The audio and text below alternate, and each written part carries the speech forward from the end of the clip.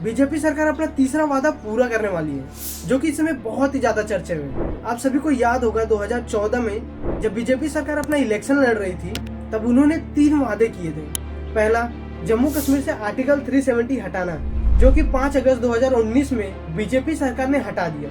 दूसरा स्टेप ये था कि राम मंदिर बनाएंगे। आप सभी को पता होगा ये मुद्दा 1980 से चला आ रहा है, जो खत्म हुआ 9 नवंबर 2019 को। और अब तीसरा वादा बीजेपी सरकार 2024 से पहले पूरा करने वाली है, वो है यूसीसी, यूनिफॉर्म सिविल कोड। ये लागू होने से बहुत सारे लोगों को ये लग रहा है कि हमारा रिलीजन खत्म हो जाएगा। तो चलिए जानते हैं आज की वीडियो में आखिर ये यूनिफॉर्म सिविल कोड क्या है और इसे लागू करना क्यों जरूरी है। यूनिफॉर्म सिविल कोड, इस शब्द की चर्चा भर से सियासी उबाल आ गया है। ये हमारे मजहब के, हमारे जो कुरान और हदीस है उसके बिल्कुल खिलाफ। आज तक मोदी जी ने जो भी फैसला लिया है बहुत ज़्यादा अच्छा लिया है और हमारे हित में लिया है। एज अंडर लॉ का मतलब कौन सा वाला लॉ? देश वाला, हिंदुस्तान का लॉ नहीं, मुस्लिम पर्सनल लॉ। परिवार के एक सदस्य के लिए एक कानून हो, परिवार के दूसरे सदस्य के लिए दूसरा कानून हो, क्या वो घर चल पाएगा क्या? सबसे पहले यूनिफॉर्म सिविल कोड को समझ लेते हैं। आखिर ये होता क्या है?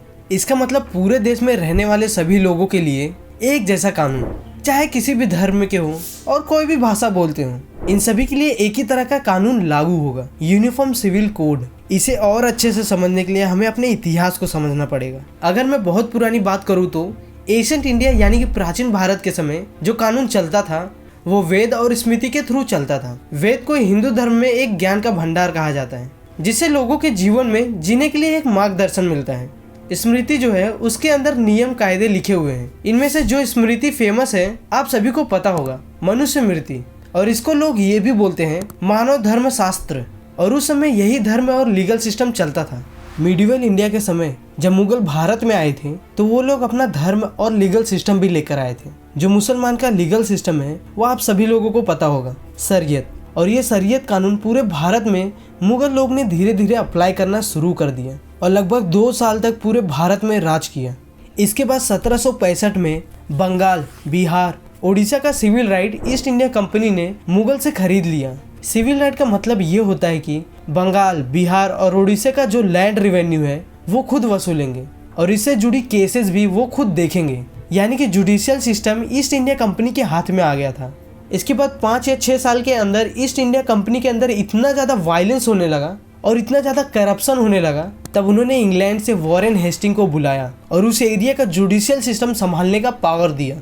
और कुछ सालों बाद वॉरेन हेस्टिंग ने जुडिशियल प्लान लेकर आए और सबसे पहले कोड बनाना शुरू किया ताकि सारे धर्म के लोगों को न्याय मिले।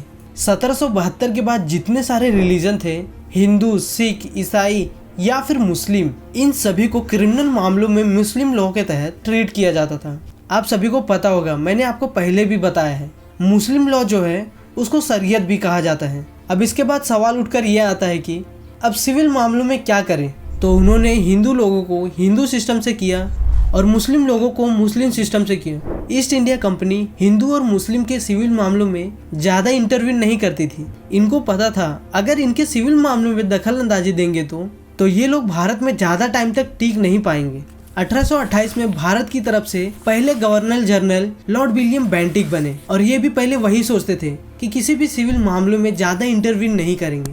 लेकिन उस समय के राजा राम मोहन रॉय भारत की समस्या लॉर्ड विलियम बेंटिक को समझाया कि भारत के हिंदू धर्म में कुछ बदलाव करने की ज़रूरत है, क्योंकि उस समय हिंदू धर्म में एक बहुत ही बेकार प्रथा चली आ रही थी। आप सभी को पता होगा, सती प्रथा बहुत ही बेकार प्रथा थी, जिसमें अगर हिंदू लड़की का पति मर जाता है तो उसे भी उसके पति के चिता में जलकर मरना रहता था। तो पहली बार ब्रिटिश इंडिया ने हिंदू धर्म के सिविल मामलों में इंटरवीन किया और 1829 में सती प्रथा को खत्म किया।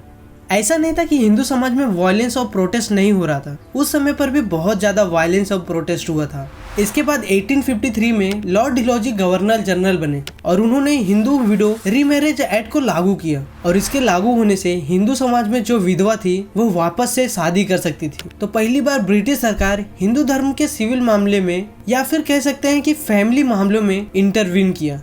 और ये कैसे किया? हिंदू धर्म में जो चेंज लाना चाहते थे उनकी हेल्प से किया। 1857 में ईस्ट इंडिया कंपनी को हटाकर ब्रिटिशर्स की रानी क्वीन विक्टोरिया ने पूरे भारत को अपने अंदर कंट्रोल में ले लिया और महारानी ही पूरे भारत पर शासन करने लगी। और जब महारानी के हाथ में पूरा शासन आ गया तो उन्होंने सोचा कि समाज के उन परंपराओं को भी रेगुलेट करना है। तो 1891 में एज ऑफ कंसेंट को लागू किया गया। इसमें होता यह था कि भारत की कोई भी लड़की 12 साल के बाद ही शादी कर सकती है, क्योंकि उस दौरान जब लड़कियां छोटी होती थी तभी उनकी शादी कर दिया जाता था, और वो भी 30, 40, 50 साल के जो आदमी रहते थे उनके साथ। और उसके बाद 1929 और 30 के बीच में चाइल्ड मैरिज रिस्ट्रिक्ट एक्ट को लागू किया गया।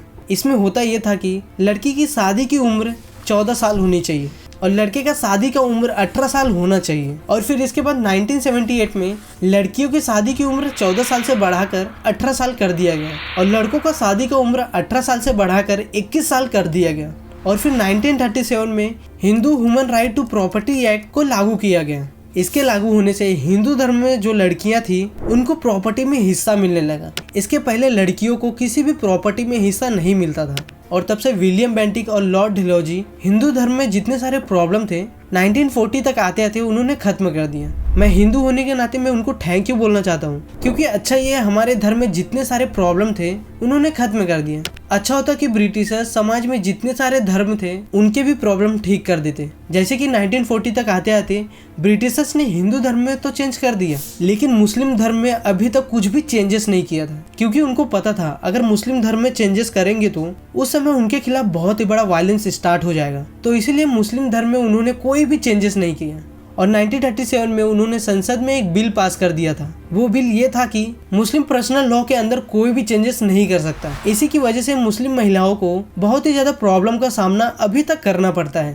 तलाक तलाक वर्ड बोल दिया और फिर बाद में कहते हैं कि मैंने अपने मामू के कहने पे तलाक दिया है। जैसे कि मुस्लिम में एक पति और पत्नी है और उन दोनों के बीच में झगड़ा हो जाता है तो और उसका पति उसको 3 बार तलाक तलाक तलाक बोल देता है और ये दोनों पति पत्नी नहीं रहते। लेकिन कुछ महीने बाद उसके पति को यह एहसास होता है कि मैंने ये क्या गलती कर दी है, लेकिन फिर से वही दोनों चाहते थे कि हम दोनों रिलेशनशिप में वापस आ जाएं। लेकिन मुस्लिम धर्म में ये अलाउड बिल्कुल नहीं है। भारत के सभी धर्मों में ये अलाउड है। अगर किसी भी पति पत्नी का तलाक हो जाता है तो वो दोनों फिर से शादी कर सकते हैं, लेकिन इनके धर्म में ये नहीं होता। अगर वो दोनों को फिर से शादी करना है तो उनको हलाल के थ्रू गुजरना पड़ेगा। लेकिन अब हलाला कराना पड़ेगा, देवर से तभी इसको रख पाएंगे। हलाले का मतलब ये है कि किसी और से निकाह होगा और उनको एक शब गुजारनी होगी वहाँ पे। जो सारी जिंदगी औरत की इज्जत के साथ खेल के और 3 बार बोल के उसको छोड़ देगा बीच चौराहे पे दूसरे आदमियों के लिए। तो आपका हलाला किससे करवाया, किससे निकाह करवाया आपका? मेरे तो उसके दोस्त से। जैसे कि उसके पति को दूसरी लड़की के साथ शादी करना पड़ेगा और उन दोनों के बीच में जब तक फिजिकल रिलेशनशिप नहीं होता तब तक ये शादी नहीं माना जाएगा। अगर उनके बीच में फिजिकल रिलेशन हो जाता है तो ये शादी माना जाएगा और उसके बाद उसका पति उस लड़की को डिवोर्स देगा, फिर वो अपने पहली पत्नी के साथ जाके शादी कर सकता है। अब आप लोग सोच के देखो, गलती उसकी पति की थी लेकिन सजा उसकी पत्नी को मिल रहा है। अनफॉर्चुनेटली भारत के मुस्लिम पर्सनल लॉ में ये अभी भी एक्सेप्टेड है और यही सब चीजें Narendra Modi uniform civil code से खत्म करना चाहते हैं। तभी नरेंद्र मोदी ने ये कहा मुस्लिम जो उनकी बहनें हैं उनके साथ नाइंसाफी हो तो उन्हें बर्दाश्त नहीं होता। और भरी सभा में उन्होंने कहा अगर आपके घर के अंदर एक सदस्य के लिए दूसरा कानून होगा और दूसरे के लिए अलग तो क्या ये घर चल सकता है? आजकल हम देख रहे हैं कि यूनिफॉर्म सिविल कोड के नाम पर ऐसे लोगों को भड़काने का काम हो रहा है। आप मुझे बताइए, परिवार के एक सदस्य के लिए एक कानून हो, परिवार के दूसरे सदस्य के लिए दूसरा कानून हो, तो क्या वो घर चल पाएगा क्या?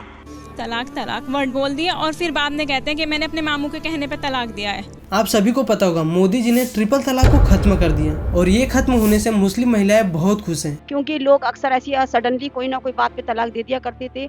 आज हमारे पुरुष जो हैं तलाक देखने के लिए 100 बार सोचते हैं और महिलाएं बहुत खुश हैं। और अब वो चाहती हैं कि पूरे भारत में यूनिफॉर्म सिविल कोड लागू हो ताकि भारत के पूरे देश के नागरिकों के लिए एक ही कानून सभी के लिए लागू हो। होना चाहिए, एक सा कानून होना चाहिए। मैं तो कहूँगा सारे जहाँ से अच्छा हिंदुस्तान हमारा, हम बुलबुलें हैं इसके, ये गुलसिता हमारा। देश का प्रधानमंत्री, देश की सरकार अगर कुछ करती है तो अच्छे के लिए ही करेगी, वो बुरे के लिए नहीं करेगी। और विदेशों में कई जगह ये कानून लागू है, वहाँ हमारी मुस्लिम आबादी बहुत है, वहाँ तो कोई परेशानी नहीं है। जब वहाँ नहीं है तो यहाँ क्यों हो?